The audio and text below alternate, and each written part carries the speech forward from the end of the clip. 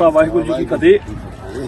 ਅੱਜ ਜੋਨ ਟਾਹਲੀ ਸਾਹਿਬ ਨਗਰ ਬਾਬੋਵਾਲ ਦੇ ਵਿੱਚ ਜੋ ਟਰੈਕਟਰ ਟਰਾਲੀਆਂ ਦੀ ਲਿਸਟ ਬਣਾ ਰਹੇ ਸੀਗੇ ਕਿ ਕਿੰਨੇ ਟਰੈਕਟਰ ਟਰਾਲੀਆਂ ਦਿੱਲੀ ਮੋਰਚੇ ਲਈ ਤਿਆਰ ਆ ਜੋ 13 ਫਰਵਰੀ ਨੂੰ ਲੱਗਣ ਜਾ ਰਿਹਾ, ਉਹਨਾਂ ਦੀ ਲਿਸਟ ਆ ਜਿਹੜੀ ਆਪਣੇ अर्जन ਦੇ ਕੋਲ। प्रधानमंत्री मोदी को चेतावनी दे रहे हैं कि मोदी जी तैयार हो जाइए, एक बार फिर से हम दिल्ली कूच करने वाले। किसानों की ये चुनौती, किसानों का ये आगाज प्रधानमंत्री मोदी और भाजपा दोनों के लिए खतरे की घंटी साबित होने वाला है। 13 फरवरी को वो 43 ट्रॉलियों के साथ दिल्ली पहुंचेंगे।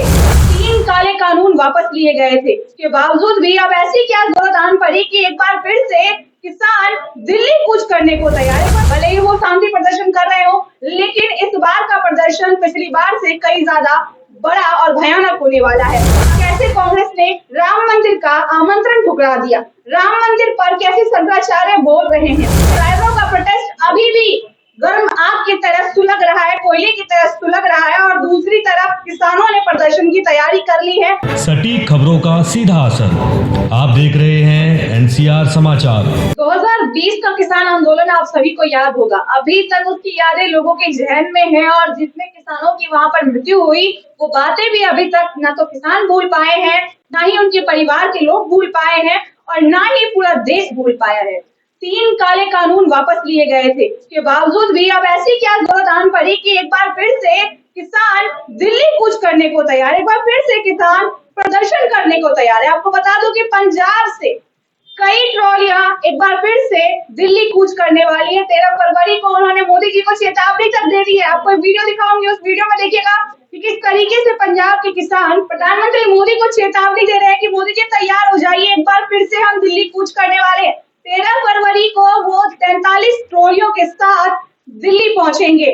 पंजाब में 13,000 गांव है। अब आप खुद सोचिए कि कितनी बड़ी तादाद में पंजाब से किसान एक बार फिर से प्रदर्शन के लिए आ रहे हैं। इस बार का जो प्रदर्शन होगा वो शायद पिछली बार से भी कई ज्यादा बड़ा होगा। पिछली बार लॉकडाउन की वजह से भी, कोरोना की वजह से भी लोगों को वहां से हटा दिया गया था। किसानों का प्रदर्शन जल्द से जल्द खत्म कराने की कोशिश की गई थी, लेकिन इस बार जो होगा वो देखने लायक होगा। एक महासंग्राम, एक महायुद्ध की तरह नजर आने वाला है किसानों का प्रदर्शन। भले ही वो शांति प्रदर्शन कर रहे हो, लेकिन इस बार का प्रदर्शन पिछली बार से कई ज्यादा बड़ा और भयानक होने वाला है। आखिर मैं ऐसा क्यों कह रही हूँ, जरा ये वीडियो देखिए। ਵਾਹਿਗੁਰੂ ਜੀ ਕੀ ਫਤਿਹ। ਅੱਜ ਜੋਨ ਟਾਹਲੀ ਸਾਹਿਬ ਨਗਰ ਬਾਬੋਵਾਲ ਦੇ ਵਿੱਚ ਜੋ ਟਰੈਕਟਰ ਟਰਾਲੀਆਂ ਦੀ ਲਿਸਟ ਬਣਾ ਰਹੇ ਸੀਗੇ ਕਿ ਕਿੰਨੇ ਟਰੈਕਟਰ ਟਰਾਲੀਆਂ ਦਿੱਲੀ ਮੋਰਚੇ ਲਈ ਤਿਆਰ ਆ ਜੋ 13 ਫਰਵਰੀ ਨੂੰ ਲੱਗਣ ਜਾ ਰਿਹਾ, ਉਹਨਾਂ ਦੀ ਲਿਸਟ ਆ ਜਿਹੜੀ ਆਪਣੇ अर्जन ਦੇ ਕੋਲ ਹੈਗੀ ਆ। ਇਹ अर्जन ਦੱਸ ਦਿੰਦਾ ਕਿ ਕਿੰਨੇ ਟਰੈਕਟਰ ਹੋ ਗਏ ਹੁਣ ਤੱਕ ਤਿਆਰ ਹੋ ਗਏ ਆ। ਇਹ ਜੀ 43 ਟਰੈਕਟਰ ਟਰਾਲੀਆਂ ਤਿਆਰ ਹੋ ਗਈਆਂ ਪਿੰਡ ਬਾਬੋਵਾਲ ਤੋਂ। ਤੇ ਅਜੇ ਰਹਿ ਗਏ ਕੁਝ? ਹਾਂਜੀ, ਹਜੇ ਕੋਈ ਟਰਾਲੀਆਂ ਟਰੈਕਟਰ ਰਹਿ ਗਏ ਆ ਜੀ। ਉਹ ਤੁਸੀਂ ਕੱਲ ਪ੍ਰਧਾਨ ਤੇ ਤੁਸੀਂ ਕਰ ਲੋਗੇ ਦੋਵੇਂ? ਹਾਂਜੀ, ਉਹ ਲਿਖ ਲਾਂਗੇ ਜੀ। ਇੱਕ ਆ ਜਿਹੜਾ ਡੇਰਿਆਂ ਤੇ ਜਿਹੜਾ ਆਪਾਂ ਹੁਣ ਤੋਂ ਹੀ ਸ਼ੁਰੂ ਕਰਤਾ ਕਿ ਟਰੈਕਟਰ ਟਰਾਲੀ ਦੇ ਉੱਤੇ ਚੜ ਕੇ ਸਾਰਿਆਂ ਨੇ ਤੇ ਡੇਰਿਆਂ ਤੇ ਗਏ ਆ। ਟਰੈਕਟਰ ਟਰਾਲੀ ਲੈ ਕੇ ਉਹਦੇ ਸਵਾਰੀ ਕਰਕੇ ਤੇ ਫੇਰ ਡੇਰਿਆਂ ਤੇ ਅਸੀਂ ਆਖਣ ਗਏ ਆ। ਇਸ ਪੈਟਰਨ ਦੇ ਨਾਲ ਅਸੀਂ ਆਖਣ ਗਏ ਆ। सो वाहिगुरु जी का खालसा, वाहिगुरु जी की फतेह। पंजाब के किसानों ने मोदी जी को साफ साफ चेतावनी दे दी है। आखिर 3 काले कानून ये वापस लेने के बाद भी ऐसी क्या जरूरत आन पड़ी कि एक बार फिर से ये पंजाब के किसान दिल्ली कूच करने को तैयार है। आखिर कौन सी मांगे अधूरी रह गई है, ये अभी तक क्लियर नहीं हो पाया, स्पष्ट नहीं हो पाया है। बता दो कि केवल पंजाब ही नहीं, कई अलग अलग राज्यों से किसानों ने ऐसी बातें कही है कि वो दिल्ली कूच करेंगे।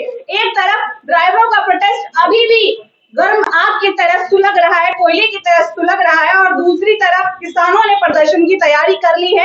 और तीसरी बात करें तो 2024 का चुनाव जो सबसे बड़ा मुद्दा है इस वक्त, ऐसे समय में अचानक से किसानों का प्रदर्शन के लिए उतर आना भाजपा के लिए खतरे की घंटी है। 2024 के चुनाव में आखिर भाजपा किस तरीके से अपना वोट हासिल करेगी, अब एक संशय का विषय बन चुका है। एक आशंका उभरती हुई नजर आ रही है कि आखिर भाजपा जीत भी पाएगी या नहीं। वैसे लोगों का तो यही कहना है कि भाजपा ही जीतेगी, इस बार प्रधानमंत्री मोदी ही आएंगे।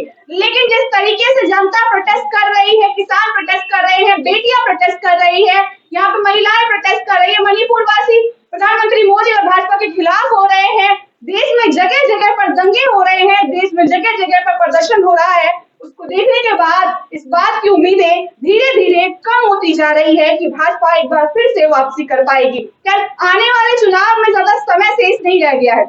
राम मंदिर के उद्घाटन में समय शेष नहीं रह गया है। इस राम मंदिर को मुद्दा बनाकर भाजपा एक बार चुनाव फिर से जीतना चाहती है, ऐसा विपक्षों का कहना है, लोगों का कहना है। क्या वो मुद्दा सफल हो पाएगा? क्या एक बार फिर से भाजपा जीत पाएगी, या फिर इस बार भाजपा का यह तीर निशाने पर नहीं लगेगा? 2024 के चुनाव में ज्यादा समय शेष नहीं रह गया है, चुनाव की वोटिंग में समय शेष नहीं रह गया है, और जैसे ही नतीजे आएंगे सभी के सामने परिणाम सामने आते ही स्पष्ट हो जाएगा कि भाजपा जीते या नहीं जीते। खैर, विपक्ष ने अपनी तैयारी पूरी कर ली है और किसान आंदोलन उनको एक पॉजिटिव पॉइंट लग रहा है, एक प्लस पॉइंट लग रहा है। अगर किसानों का आंदोलन हुआ, देश में बेटियों का प्रोटेस्ट लगातार चलता रहा, इंसाफ नहीं मिला, मणिपुर के लोग लगातार प्रधानमंत्री मोदी और भाजपा का विरोध करते रहे, तो कहीं ना कहीं विपक्षियों को एक हौसला मिल जाएगा चुनाव जीतने के लिए। विपक्षियों के लिए एक सकारात्मक चीज हो जाएगी आने वाले चुनाव में। वैसे राहुल गांधी ने अपनी यात्रा शुरू करने की परमिशन ले ली है और उन्हें मणिपुर से परमिशन मिल भी चुकी है। 14 तारीख से उनकी यात्रा शुरू होने वाली है और लगातार वो यात्रा चलती रहेगी। 85 दिनों तक यात्रा चलेगी, मणिपुर से लेकर के मुंबई तक चलेगी ये यात्रा।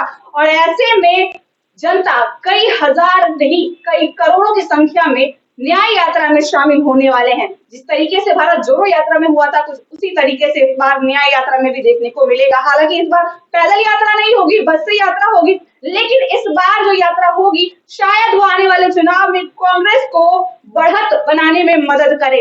आने वाले चुनाव में समय शेष नहीं है, लेकिन कांग्रेस आज छोड़कर अगर हम किसानों की बात करें तो किसानों का मुद्दा इस वक्त सबसे बड़ा है।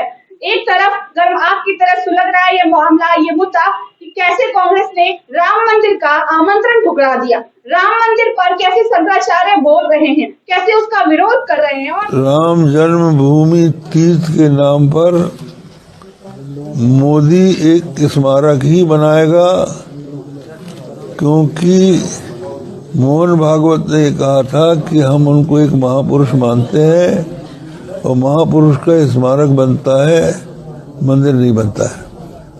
तो मंदिर का अगर ये नाम देते हैं तो उसमें अक्षरधाम या इस्कॉन जैसे मंदिर की बात करेंगे, जैसे कि हमारे सनातन धर्म के मंदिर होते हैं जिनमें भगवान को जगाया जाता है, जिनमें भगवान को भोग लगाया जाता है, जिसमें भगवान को सुलाया जाता है, पूजा पाठ की जाती है, वैसा मंदिर ये लोग बनाने वाले नहीं हैं। ये धोखा हमारे लोगों के साथ हो रहा है और इसमें सरकारी कर्मचारी सम्मिलित हैं। इसलिए लगता है कि धर्मनिरपेक्ष सरकार मंदिर बना ही नहीं सकती, ये संविधान के विपरीत है। इसलिए ये स्मारक ही बनाएंगे, नाम चाहे जो भी दें। तो ये हिंदुस्तान, ये जो सनातन धर्मी लोग हैं, वैष्णव लोग हैं, उनके साथ धोखा है। किसानों की ये चुनौती, किसानों का ये आगाज प्रधानमंत्री मोदी और भाजपा दोनों के लिए खतरे की घंटी साबित होने वाला है। ऐसी ही और खबरों के लिए बने रहे एनसीआर समाचार पर।